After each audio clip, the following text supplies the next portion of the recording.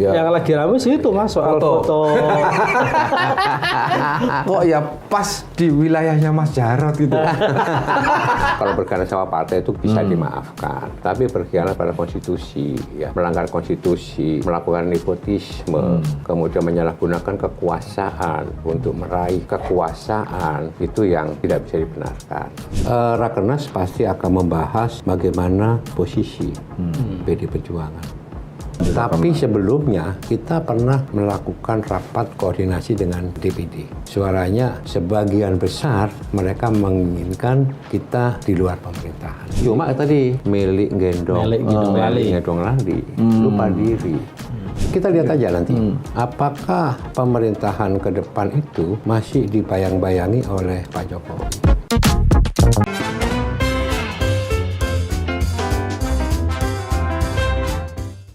Ketemu lagi di Lanturan, ngelanturnya pasti mudah-mudahan relevan. Amin. Mas Jarod. Sehat Mas. Akhirnya bisa. Alhamdulillah hadir sehat, di meja Mas Lanturan. Iya, setelah pileg selesai. Ya, setelah kesibukan yang luar biasa, kita bisa berhasil menghadirkan Mas Jarod. Mau ngomong apa, Kim? Nggak tahu Mas. Ya. Yang lagi rame sih itu Mas soal foto. Foto Presiden Jokowi. Kok ya pas di wilayahnya Mas Jarod gitu. Jadi itu jatuh atau gimana itu sih Mas sebetulnya Mas? Kalau informasinya sih jatuh. Oke. Informasi dari sono. Tapi kalaupun itu disengaja gitu ya, memang sengaja diturunkan misalkan, harusnya kan dua-duanya diturunkan. Nah, yang satu belum diturunkan, kan gitu kan. Mungkin saat ini diturunkan juga. Gitu ya. Mungkin buru-buru mau dilantik aja yang baru aja. Iya. Mau diturunkan. Sudah dikasih tempat yang baru.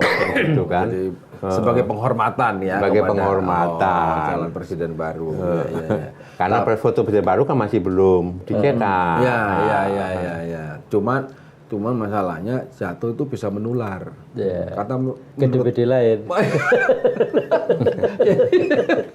Tapi itu kan bisa begini Mas, artinya bisa dibilang bahwa ya jangan-jangan itu apa ya ekspresi dari Kejengkelan kader mungkin Mas. Mungkin ya.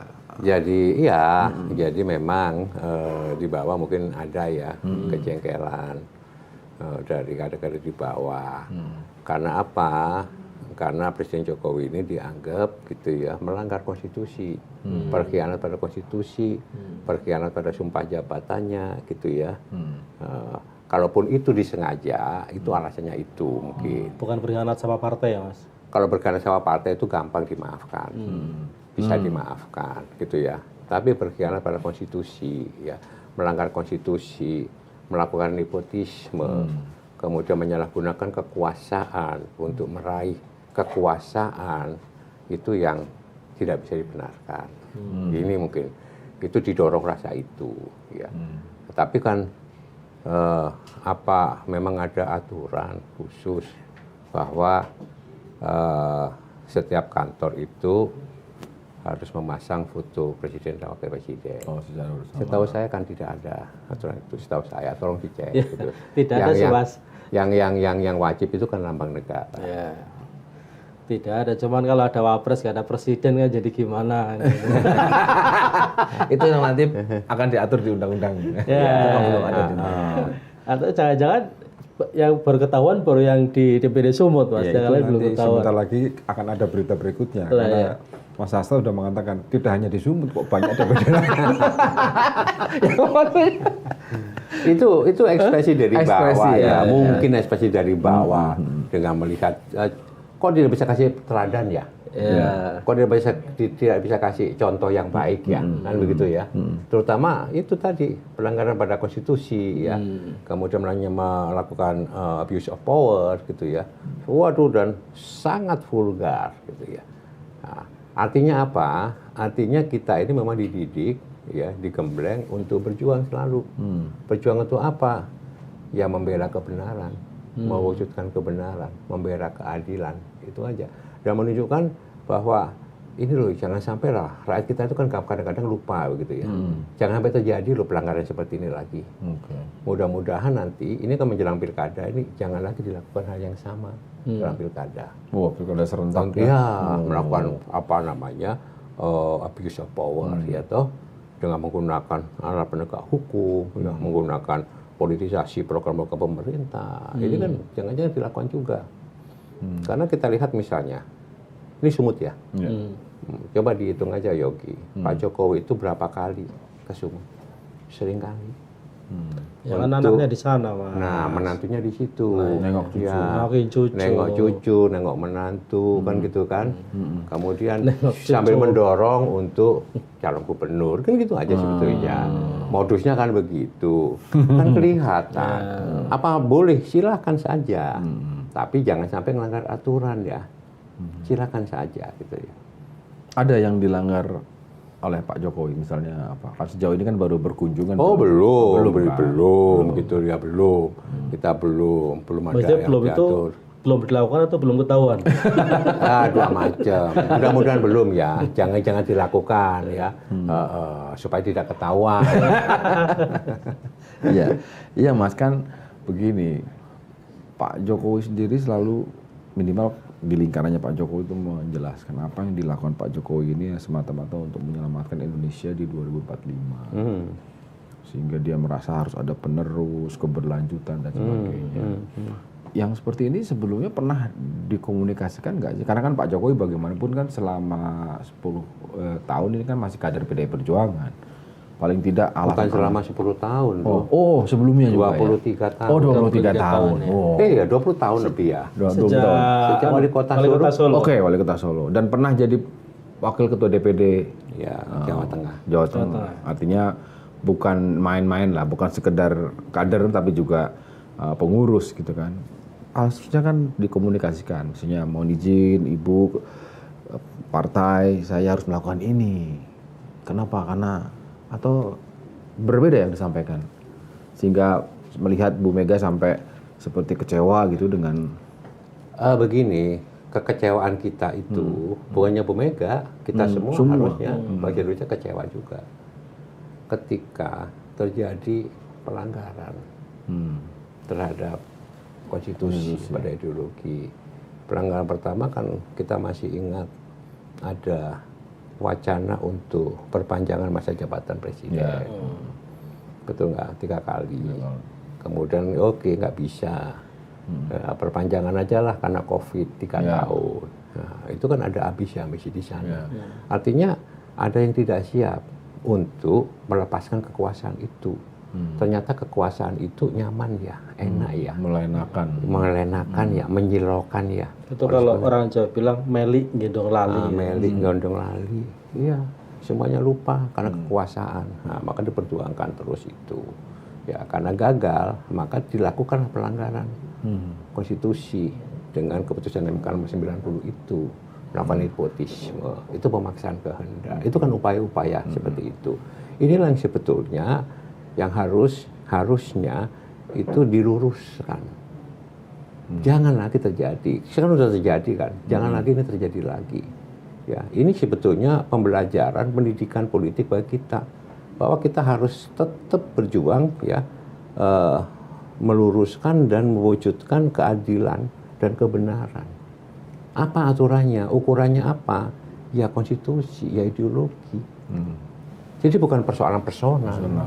Tapi bukannya politik itu katanya seni untuk meraih kekuasaan, Mas? Betul. Seni untuk meraih kekuasaan, ya. Seninya itu jangan melanggar. Seninya itu yang benar. Bukan seni semau-maunya. Ya. Artinya nggak mengalahkan segala cara. Iya, gitu ya? jangan mengalahkan segala cara. Boleh kamu meraih kekuasaan, ya, tapi jangan mengalahkan segala macam cara. Ini yang tidak benar. Makanya ini diperjuangkan. Dan baru kali ini kan di dalam Pilpres itu banyak sekali catatan. Satu ya, Ketua MK diberhentikan, pelanggaran etik berat. Betul nggak? Yang kedua, KPU pelanggaran etik berat. Betul nggak? Oleh ditegur KPP, ya, ditegur. Kan enggak? Kemudian kemarin sidang MK dari 8 hakim MK 3 yang dissenting opinion. Artinya sebetulnya perlu ada pemungutan ulang di beberapa provinsi yang ditenggarai, ya kan ya, terjadi politisasi bansos misalnya, atau penekanan aparat kepada perangkat-perangkat di bawah. Nah, meskipun pada akhirnya kan keputusan MK secara Oh iya. kelembagaan sudah menyatakan sudah final, ya. sudah final, sudah binding. Tapi kan ada catatan di situ. Dan baru kali ini Ada catatan. Ada catatan. coba yang lain. 2019 Nggak ada catatannya. nggak ada, 2019, 2000 berapa lagi? 14 juga nggak ada. Mas, itu apa kembali ke soal foto Jokowi yang nggak ada itu ya, apa nggak tahu turun sendiri, jatuh atau diturunkan atau apapun itulah. Itu apakah juga semacam kode bahwa ya sepertinya wacana pertemuan antara Jokowi dengan Bu Mega ini nggak mungkin akan terrealisasi. Ini cara PDIP memberikan sinyal kepada publik dan media Ibu yang Mega ini kan deket sama anak-anaknya, sama kader-kadernya sampai tingkat anak ranting, ya, ranting, PAC, ya, dekat sekali ya. Selalu ada komunikasi di situ. Karena itulah yang sebetulnya ya kader-kader militan kita itu di bawah dan selalu mendengarkan. Bu Mega ini sosok yang sangat demokratis, ya, dan mendengarkan masukan dari bawah, ya, itu satu sinyal. Dan kalau menurut saya sih ada benarnya juga. Oh, iya. Jadi kalau kali ini yang ngirim kode bukan dari ketua umum, yang ngirim kode dari bawah. Dari gitu. bawah. Ada benarnya juga. Bagaimana fotonya diturunkan. Iya, bagaimana seseorang yang katakanlah ya melanggar konstitusi, ya kemudian bukan hanya konstitusi Republik Indonesia, tapi juga melanggar tata aturan organisasi partai. Seseorang yang dibesarkan, seseorang yang dilindungi, seseorang yang betul-betul digembleng, yang diperjuangkan, gitu kan ya, untuk menjadi seorang pemimpin. Mulai dari wali kota hampir 10 tahun, gitu kan, diperjuangkan lagi di Jakarta, gubernur, kan ya, hampir 5 tahun. Kemudian sebagai gubernur hampir 5 tahun, kemudian diajukan sebagai presiden 10 tahun. Dan ingat ya, rekomendasi Pak Jokowi periode pertama 2014 itu spesial karena ditulis tangan oleh Ibu Mega. Instruksinya tulis tangan pada saat itu. Ya, lawannya Pak Prabowo sama Hatta Rajasa tulis tangan itu. Bagaimana perasaan hati para kader di bawah dengan melihat praktek seperti sekarang ini? Jadi bisa dibenarkan. Termasuk juga pelanggaran kepada konstitusi. Ini pembelajaran tidak baik. Jadi kalau menurut saya bisa memahami. Dan apa yang saya terima dari mereka hampir sama. Suara-suara itu. Suara-suara itu. Jadi seperti memberi pesan kepada elit-elit di Jakarta. Tolong jaga perasaan kami. Kalau sampai nanti ngopi bareng dengan Pak Jokowi berarti gitu kira-kira gitu kan ya. Ya kan. Makanya gimana caranya fotonya ditanggalkan. Ya, fotonya diturunin. Ya memang, tapi kan begini Mas, semua pengamat, hampir semua ruang redaksi ini PD Perjuangan berikutnya setelah 20 Oktober akan ada di dalam atau di luar pemerintahan gitu. Semua Mas Ganjar kemarin sudah seperti posisi kami ada di luar, menghormati pemerintahan yang terpilih, tapi izinkan kami tidak bergabung. Nah, sementara suara resmi dari partai kan Rakernas tanggal 24 Mas ya. Itu nanti akan membahas itu Mas. Ya, Rakernas pasti akan membahas bagaimana posisi PD Perjuangan, ya, di dalam rangka mengawal, mengontrol pemerintahan ke depan, pasti, ya. Apakah berada di dalam atau di luar? Karena dua-duanya kalau menurut saya, ya, terhormat dan baik. Itu silakan. Tapi bukan itu saja, Rakernas juga akan membahas tentang evaluasi pelaksanaan demokrasi kita. Yang banyak pengamat melihat bahwa pemilu kali ini adalah pemilu yang paling buruk, pemilu yang paling gelap, yang paling brutal, ya, yang paling jelek. Itu kan dievaluasi betul, ya, mulai dari aturannya dan pelaksanaannya. diatur. Kemudian dari situ kita akan bisa menyimpulkan, bisa melihat apakah pemerintahan yang terbentuk sekarang ini dengan praktek demokrasi yang kemarin dilakukan itu perlu kita masuk di dalam atau di luar. Ya kan? Ya. Bagaimana mungkin misalnya, ya wajar saja ya. Kemarin kita itu kampanye. Presiden kampanye. Jadi maka kami ya secara pribadi sangat menghargai sikapnya Pak Ganjar yang sudah declare untuk berada di luar pemerintahan dan tidak mau bergabung dalam pemerintahan. Sebelum atau tidak ditawari sudah ada declare. Karena beliau tahu betul, gitu ya, berada di luar pemerintahan juga sangat terhormat dan tidak mau mengecewakan dari para pendukung-pendukungnya yang kemarin telah berjuang mati-matian. Untuk memperjuangkan program-program Pak Ganjar, ya, supaya Pak Ganjar jadi presiden, ya. Jadi wajar. Demikian juga PD Perjuangan, kan gitu kan. Kita juga punya platform, kita juga punya program, ya, punya visi misi untuk yang diperjuangkan. Tapi kalau bagi PD Perjuangan akan lebih terhormat, akan lebih berbahagia apabila kita itu bersekutu dengan rakyat. Berkoalisi dengan rakyat, menyatu dengan rakyat, dan mengontrol jalannya pemerintahan, agar pemerintahan ke depan itu betul-betul program-program janji-janji mereka itu diwujudkan, dikerjakan dengan sebaik-baiknya sehingga bermanfaat bagi rakyat. Tapi kalau suara akar rumput sendiri gimana, Mas? Kalau suara akar rumput kita besok ya kita lihat. Tapi sebelumnya kita pernah melakukan rapat koordinasi dengan DPD se-Indonesia, gitu ya. Suaranya sebagian besar mereka menginginkan, mengharapkan kita di luar pemerintahan. Sebagian besar. Ya. Tapi coba nanti disuarakan ini di level DPD, gitu ya. Itu sebagian mereka mengatakan. Tapi coba nanti dalam rakernas akan dibahas lebih detail lagi, ya. Sehingga apa? Sehingga kita bisa mengontrol. Apalagi sekali lagi ya, tantangan ke depan itu sungguh sangat luar biasa beratnya. Ya, sekarang masalah krisis pangan misalnya, ya, masalah ekonomi, keuangan ya, dolar sudah hampir 16.300 gitu ya, termasuk utang pemerintah. Belum lagi krisis energi, ya kan? Nah ini kalau nggak dikontrol pemerintahan bahaya ini. Betul. Untuk bisa menyelamatkan hajat hidup orang banyak ini. Nah, dalam konteks itu artinya ada tantangan eksternal yang akan dihadapi oleh pemerintahan 5 tahun ke depan, gitu kan. Nah, dalam hal ini kan yang resmi secara konstitusi menjadi presiden adalah Prabowo Subianto, yang kita tahu punya hubungan baik, punya hubungan sejarah dengan Megawati, gitu kan. Nah, ini bisa jadi pertimbangan nggak? Artinya bukan Jokowi lagi nih, ini bukan faktor Jokowi lagi, ini faktor presidennya. Itu bisa jadi pertimbangan nggak dari perjuangan? Oke, harus dibantu gitu. Oh iya, hubungan Ibu Mega sama Pak Prabowo itu nggak ada masalah ya, dan baik ya. Bahkan Pak Prabowo itu kembali ke Indonesia dari Yordania itu juga atas berkat dukungan dan perjuangan Ibu Mega ya, sehingga hubungan kedua beliau itu sangat-sangat baik gitu ya.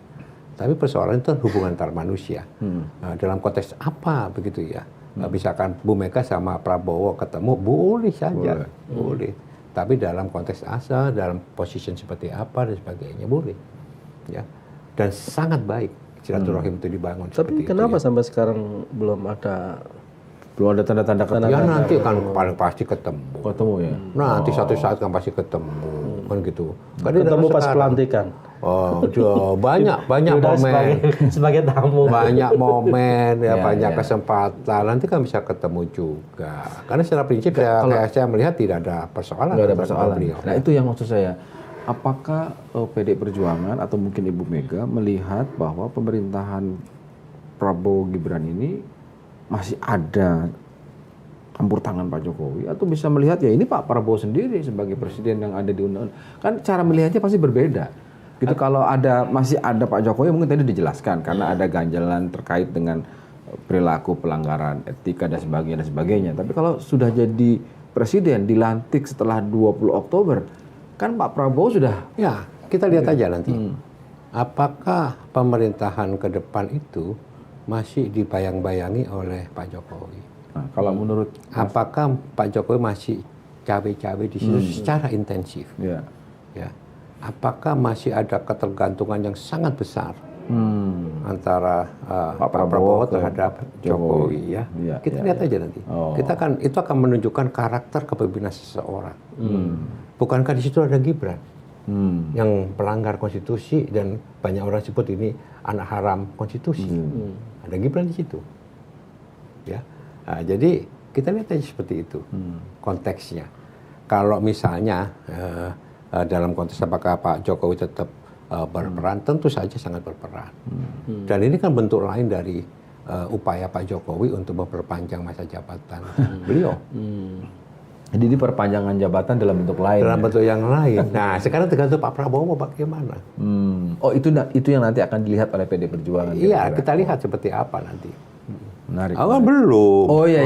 Ya artinya paling nggak jadi oke indikator oleh PD Perjuangan. Oh ini seperti apa? Kalau masih kuat dominasinya Pak Jokowi, ya hampir dipastikan benar-benar ada di luar ya. Luar jauh, luar dalam. Biasanya begini. Biasanya begini ya. Apa tidak ada kemungkinan misalkan Pak Jokowi akan menitipkan beberapa pos kementerian? Ya. Kita lihat. Nah, karena kita berharap bahwa ini kabinet kerja lah, second kabinet lah, kabinet ahli lah, bukan kabinet sekedar jatah bagi-bagi kursi, bagi-bagi jabatan, bagi-bagi kue, untuk memuaskan, menyenangkan mereka-mereka yang dulu membantu. Nah, bukan itu, karena kerjakan tantangannya berat. Ya kan tadi kita sampaikan ada krisis ekonomi, krisis pangan, global warming, climate change. Itu dinamika geopolitik yang luar biasa kan. Nah, sekarang kita lihat nanti kabinetnya seperti apa ini yang ditunggu toh. Katanya akan ada penambahan rencananya 40 kementerian. Jadi undang-undangnya hanya 34, Undang-undang 34 akan ditambah Harus ubah undang-undang kan itu. Iya, harus dirubah undang-undangnya. Dan Apakah itu bukan dalam arti sebetulnya ini Pak Prabowo dalam posisi sangat susah ini? Kok banyak sekali yang titip ya? Nggak cukup nih kursinya ini. Apa perlu ditambah ya? Harus tambah ya. Mungkin jangan-jangan Pak Prabowo itu butuh PD Perjuangan di sini mungkin. Ya. Kalau PD Perjuangan oke, udahlah yang kecil-kecil gak usah ikut ya. Dia sepertinya membaca Pak Prabowo. Pak Prabowo lah. Tapi posisi PDIP gimana Mas? Nah. Soal rencana wacana penambahan kursi kabinet itu, kursi menteri. Nah, PD Perjuangan itu selalu mengacunya kepada konstitusi, pada undang-undang. Melanggar undang-undang enggak?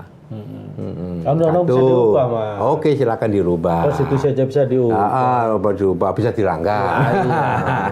Tapi kan kalau diubah sebelum 20 Oktober kan tetap butuh posisi PDIP karena sekarang. Makanya saya tanya posisi PDIP seperti apa. Itu. Kan kuncinya di sini, Mas. Ya silakan lah. Ya. Jadi kita lihat, ini kabinet ini nanti kabinet seperti apa? Apa kabinet yang betul-betul siap untuk bekerja, kabinet ahli, ngisi orang profesional, yang cakap, yang jujur, ya, yang tidak toksik, katanya begitu ya? Tidak toksik ya. Katanya begitu ya. Jangan sampai gitu ya. Yang tidak di dalam masalah di masa lalu kan perlu kita cek. Ya, tidak punya beban masa lalu kan gitu. Karena kan tantangannya makin berat kan. Betul. Kita lihat 40 bagus, 45 harusnya yang ideal. Sama seperti kemerdekaan. Atau kali 2 lah 90 gitu. 100 menteri. Kan dulu ada nggak bisa kerja kan? Ada Kabinet 100 menteri. Tapi kan nggak jalan. Gini kan ya sekali lagi bagaimanapun apa yang dikerjakan kira-kira ya kenapa Pak Prabowo meskipun dari awal saya akan merangkul semua dan itu dikerjakan, bahkan koalisi yang menamai dirinya perubahan aja ikut udah mulai artinya sudah mulai ada tanda-tanda lah meskipun belum resmi gitu. Tapi kenapa ya kader-kader Gerindra paling tidak selalu menyebut nuansanya itu begini, ya nanti pasti akan ketemu dengan Ibu Mega, kami baik-baik saja. Sebaliknya, kadang-kadang PDI Perjuangan juga kami kalau dengan Pak Prabowo nggak ada masalah. Itu kan terjemahannya kami membaca gini, oh ya berarti kira-kira gini lah, ngasih pesan. Kalau Pak Prabowo bisa keluar dari bayang-bayang Pak Jokowi, saat ini juga kita bergabung. Ada nuansa Dan begitu. itu kan yang tidak mudah buat Ada nuansa begitu di nggak, Mas? PDIP. Nah itu kamu jawab sendiri. Kan tidak mudah katanya. Tidak mudah ya? Tidak mudah katanya. Ya. Bukan tidak mudah, apa bisa? Apa bisa? Oh. Apa mungkin? Kan begitu kan? Nah, oke. Tapi begini ya. Hubungan kita dengan fraksi yang lain itu baik loh, komunikasi bagus. Artinya di parlemen ya. Jadi kita bedakan ya di eksekutif sama legislatif ya. Di legislatif itu hubungan kita dengan teman Gerindra bagus, ya, dengan Golkar baik gitu ya, dengan PAN oke, dengan PKB oke, dengan P3 oke gitu ya. Jadi sebetulnya di dinamika biasa saja gitu ya. Dinamika biasa saja. Tapi seakan-akan kan ya kita berseberangan. Kita kan tidak mengenal oposisi sebetulnya. Ya. Di luar atau di dalam pemerintahan gitu ya. Kan di luar pemerintahan kan juga terhormat dan bagus. Ya, mengontrol. Mengontrol betul. Bayangkan kalau semuanya masuk di dalam gitu. Wah, ini bisa jadi apa namanya? Otoriter ya. Ya. Sentralistis. Kalau kata Mas Sukidi itu pemikir kebinekaan itu namanya Apa namanya? populisme otoriter. Populisme itu masa begitu? Otoriter banget, bahaya juga. Nggak ada yang mengontrol ya. Nggak ada yang menyeimbangkan, ya kan? Otoriter betul ini. Meskipun dibungkus dengan populisme, ya. Populisme itu kan artinya kita itu mengintervensi, mengintimidasi rakyat dengan bantuan-bantuan sosial itu supaya mereka nggak teriak, ya kan? Kasih beras kasih itu kan menjelang pemilu aja, tapi setelah pemilu harga beras naik tinggi, susah nggak turun lagi. Mas, kalau saya dengar kan di partai lain lah ya, misalnya salah satu anggota koalisi perubahan misalnya kan masih ada faksi-faksi nih. Antara yang pengen gabung, merapat ke dalam pemerintahan dan yang tetap ingin berada di luar. Nah, kalau di PDIP sendiri seperti apa suasana kebatinannya? Suasana kebatinan sih, kita semuanya satu faksi, faksinya Bu Mega. Kan gitu ya, nggak ada faksi-faksi. Nah, oleh sebab itu, kalau ada perbedaan pendapat itu wajar. Orang namanya demokrasi. Tapi ingat Mustaqim, kita itu menggunakan sistem demokrasi terpimpin. Di PDIP ya? Di PDIP. Dipimpin oleh apa? Dipimpin oleh musyawarah mufakat. Dipimpin oleh aturan organisasi, bukan dipimpin sekedar personal. Ya, jadi dibicarakan, dimusyawarahkan. Itulah perlu mekanisme organisasi Rakernas. Ada Rakerda, ya, rapat kerja daerah, ada rapat kerja nasional, ada rapat kerja cabang. Mas, saya kan dapat kabar juga nih rumor yang berkembang di luar. Kalau misalnya PDIP tetap ngotot di luar, posisi ketua DPR akan MD3 akan diulang lagi, akan diganggu. Kayak 2014. Waktu 2014 akan terulang. Jadi posisi PDIP untuk memimpin DPR ini terancam. Sebagai pemenang pemilu akan diganggu lagi. Kan sudah disampaikan berkali-kali bahwa undang-undang MD3 terkait dengan persoalan ini tidak akan diodah-adik. Udah aman ya, dapat garansi. Bukan dapat garansi aman, tapi harus kita amankan.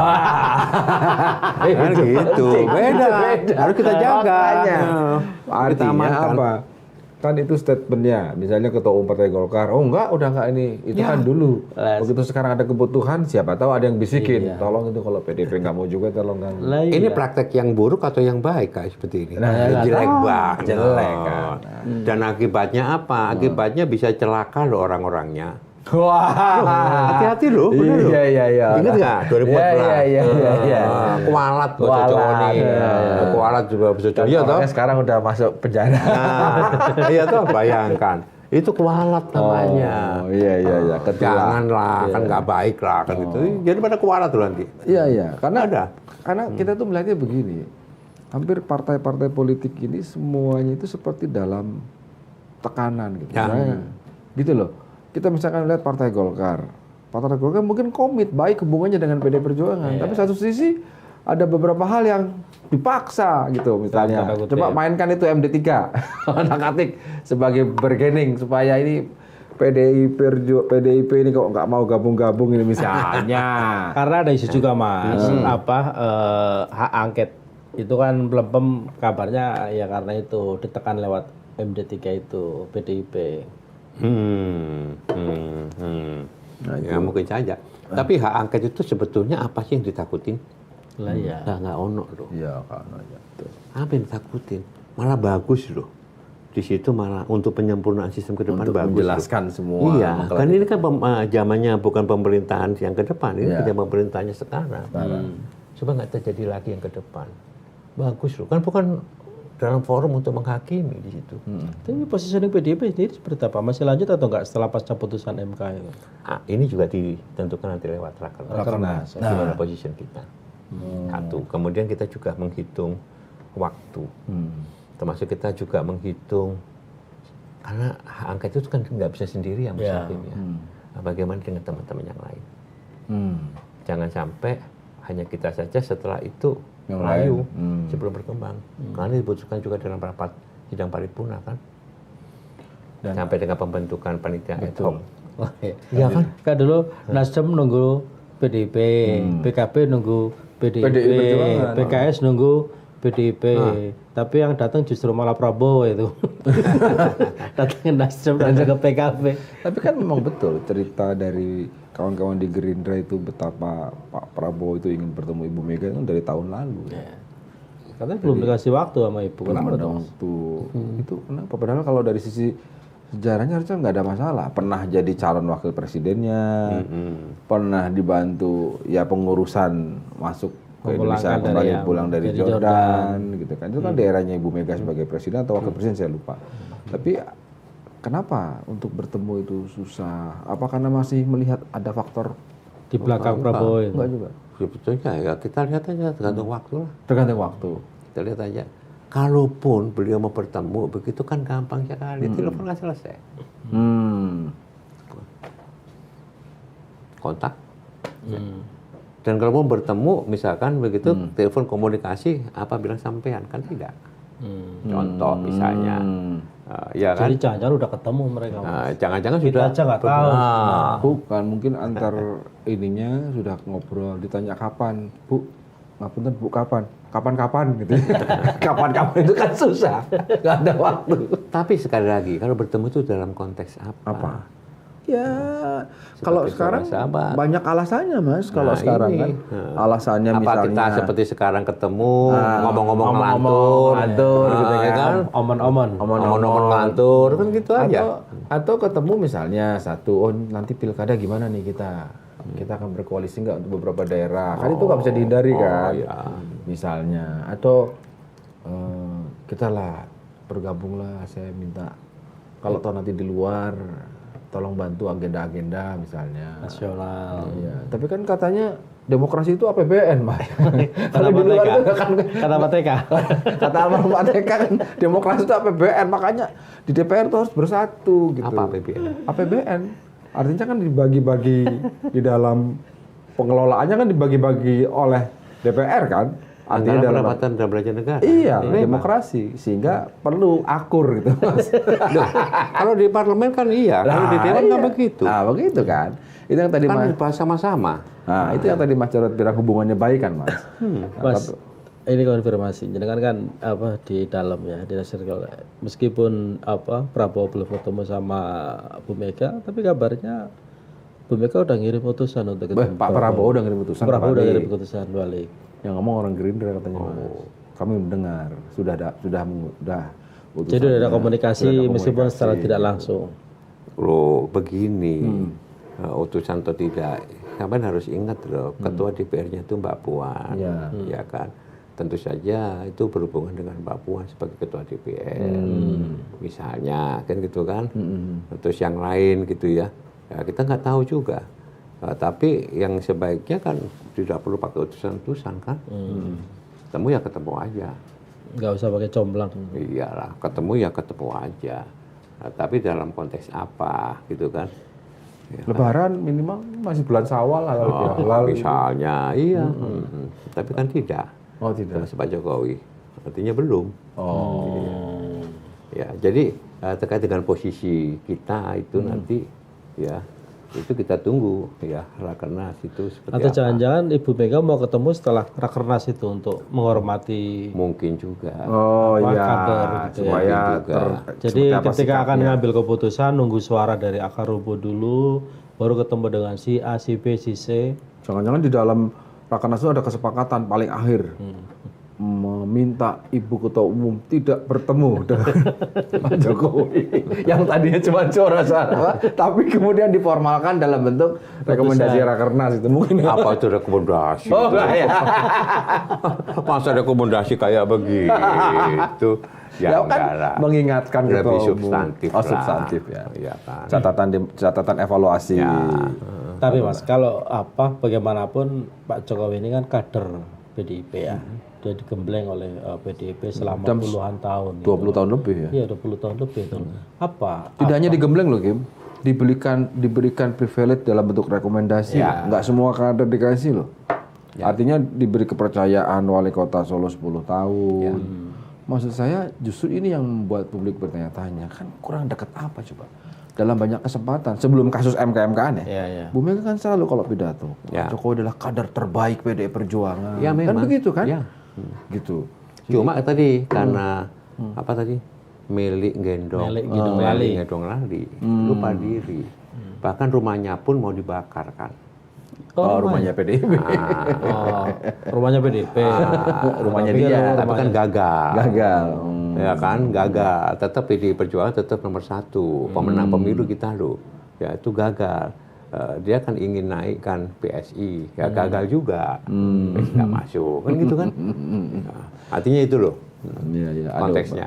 Jadi ada nggak seperti itu? Makanya ya kita lebih sekarang ini lebih hati-hati, lebih selektif di dalam memilih calon pemimpin. Mas Jarod sebagai kader senior PDI Perjuangan banyak juga menerima kepercayaan dari partai lah mengemban tugas-tugas penting.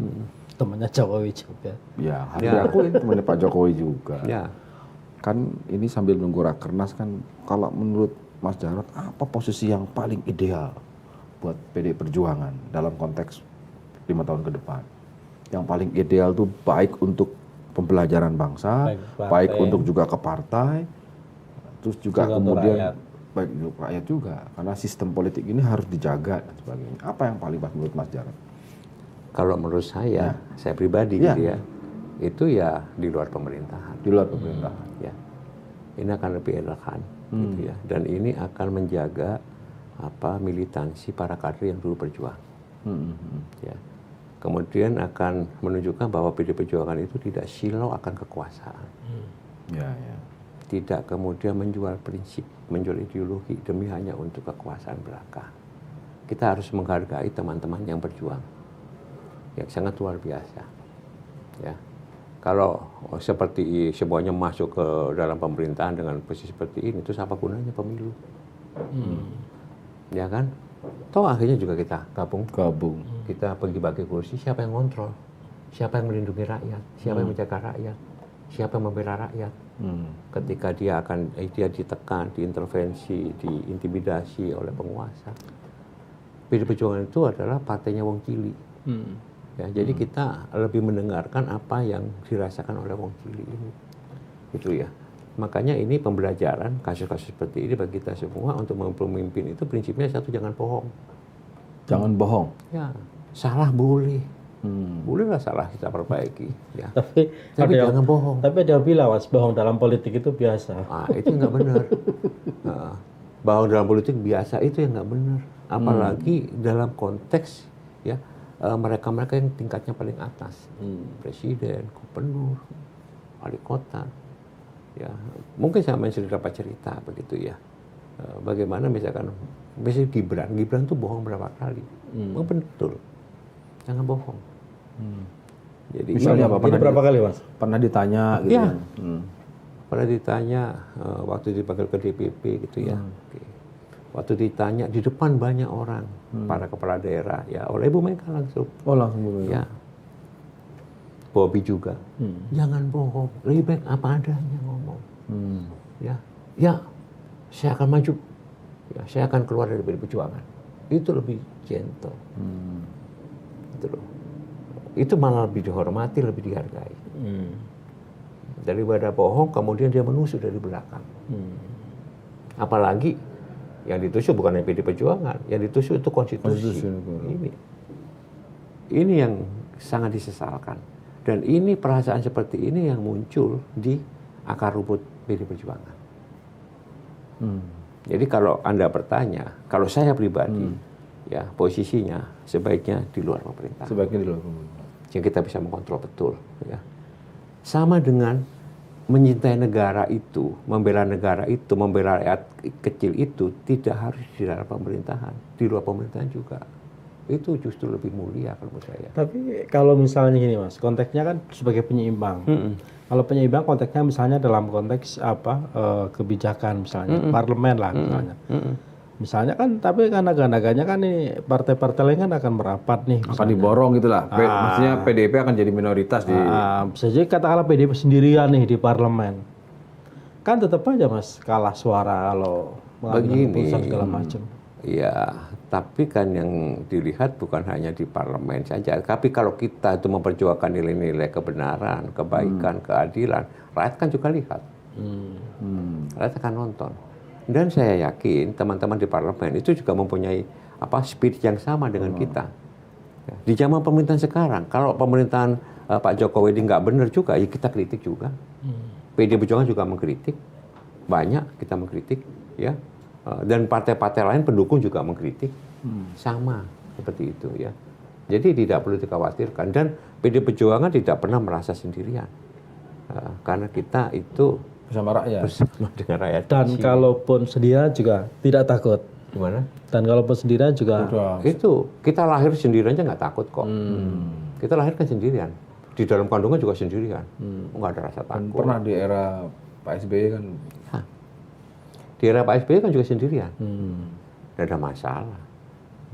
Bagi saya, ya siap saja. Tapi kalau di dalam atau di luar siap.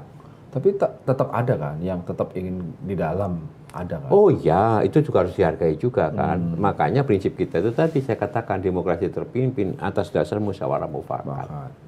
Ya, bagaimana? Ya inilah keputusan. Maka daripada itu keputusan-keputusan seperti ini biasanya diambil pada saat forum-forum resmi partai. Salah satunya Rakernas. Salah satunya Rakernas. Jadi bahkan di zamannya Pak SBY kemarin itu forumnya lebih tinggi lagi. Ya di dalam forum kongres. Kongres keputusannya. Waktu Pak kita di luar pemerintahan zamannya Pak SBY. Jangan di Rakernas. Zaman SBY itu jadi di luar pemerintahan sampai 2 periode ya. Ya. Iya. 2 periode. Artinya sudah punya pengalaman lah kalau baru di luar maksudnya. Kalau Prabowo bisa berapa periode ini? Siapa? Kalau ini kan atau gini, ada yang juga nebak begini. Mungkin PD Perjuangan tidak akan masuk dari awal. Seperti Golkar di pemerintahannya Pak Jokowi masuknya kan di tengah. ya. Makanya tadi saya mencoba kita melihat dari mencermati seperti dulu. apa. Gitu. Tapi kalau lihat 2 periode kita di luar, terjadi nggak kasus itu? Enggak sih. Enggak sih. Iya. Tapi kan waktu itu kan Pak Kita itu hitam putih ya. Selalu ya. Tegak lurus. Tapi nggak pengalaman itu. Sepanjang 10 tahun terakhir selama PDI Perjuangan mendampingi Pak Jokowi di pemerintahan ya, itu kan nggak bisa dihindari. Itu Rakernas itu kan selalu dihadiri oleh presiden kan. Kali ini diundang atau Udah Mas. Kita lihat aja. Udah nggak diundang, fotonya nggak ada.